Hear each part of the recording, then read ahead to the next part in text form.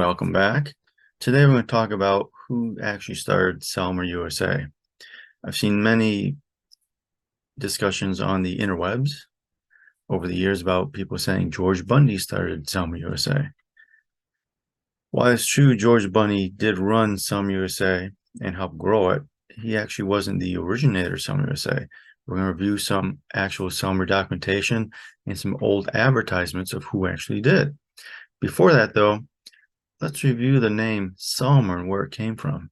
So here we have an older Selmer brochure going over. This actually shows the growth of Selmer USA and some history of it, which isn't in this episode. I may make another episode about it. So let's roll down some highlighted areas that I have. The Selmer family name it has here has its roots back to the 18th century with Johannes Jacobus Zelmer with a Z, Z-E-L-M-E-R. And later on, Jean-Jacques Selmer, son of Johannes Jacobus Zelmer, changed the spelling of the family name. In essence, he dropped the Z, put an S there. Going on, it has when Charles Frederick Selmer, son of Jean-Jacques, died in 1878, he left 16 children and 5 that survived adulthood. Remember, medicine back then isn't anything like it was today. In fact, having 16 kids is a lot too. Of these surviving children, he had Henri and Alexandre, who graduated from the Paris Conservatory as accomplished clarinetists. Has. To the left here, we have a picture of Alexandre Selmer on the left and Henri Selmer on the right. I have a brochure, it's orange in color, somewhere downstairs, couldn't find it, that Alexandre Selmer wrote for budding clarinetists. I have in one of my other videos I briefly show. Anyways, going on, Henri went on to perform in the famed Garde Republican band in the Opera Comique.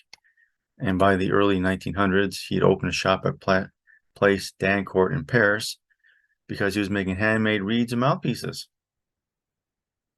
and started repair work and customizing led to manufacture clarinets. Now, conversely, from 1895 to 1910, Alexandre Selmer served as principal clarinetist with the Boston Symphony Orchestra. Yes, he came to the U.S. and started his professional career there. Also, Cincinnati Symphony, New York Philharmonic Orchestra. At the turn of the century, a small retail store was opened in New York City for selling the family instruments that he would import from Paris. So Selmer clarinets prospered after winning a gold medal at the St. Louis Exposition of the 1904 World's Fair. And in 1918, Alexandre returned to Paris to assist Henri Selmer in the growing of the Selmer company. Here it says, when he left it to an employee, George Bundy. He gave George Bundy the rights to distribute Selmer products in the U.S.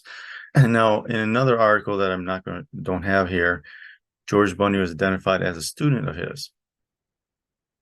And in the other catalog, it's a little bit more definitive. Up here we have, at the turn of the century, Alexandre Selmer opened a shop in New York City, which was run by one of his students, a theater musician named George Bundy. So here we have identified George Bundy was a student, and he was also a theater musician. And when Alexandre returned to the Paris business, he sold the exclusive American distribution rights to the George Bundy. And here's a picture of George Bundy on the right.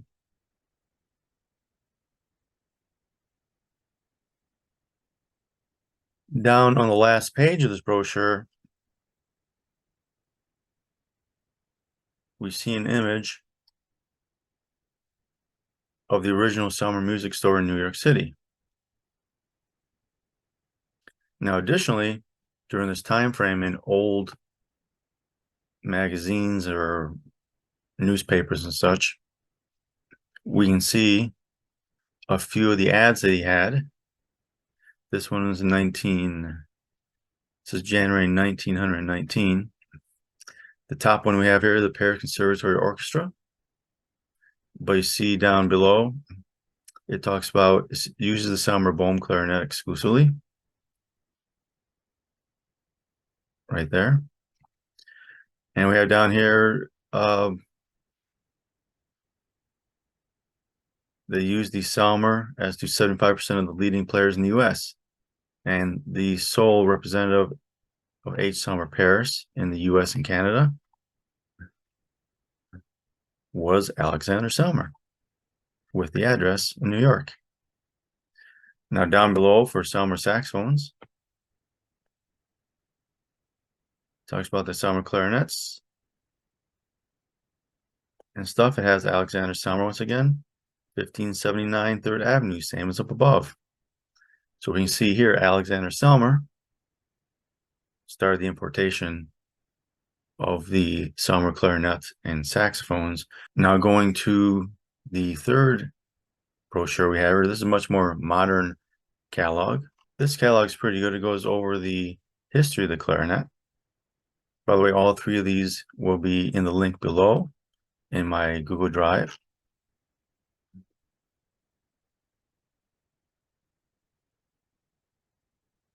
A little bit more back history.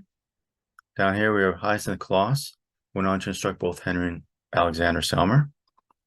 This was also reviewed in just a former video of mine. Goes on here, and we mentioned in the Buffet name video I have also, Hyacinthe Klose persuaded Louis Auguste Buffet to make the clarinet with the new Bohm ring system in 1839. And voila, the modern clarinet was born. More on the history side about Alexandre and Henri Selmer, or previously Zelmer. Of course, they studied with Hyacinthe Klose at the Paris Conservatory. Henri Selmer, 1855-1941, learned under the new Klose method, which was written for the Bohm system clarinet. But Selmer seemed to done a lot of Albert systems too.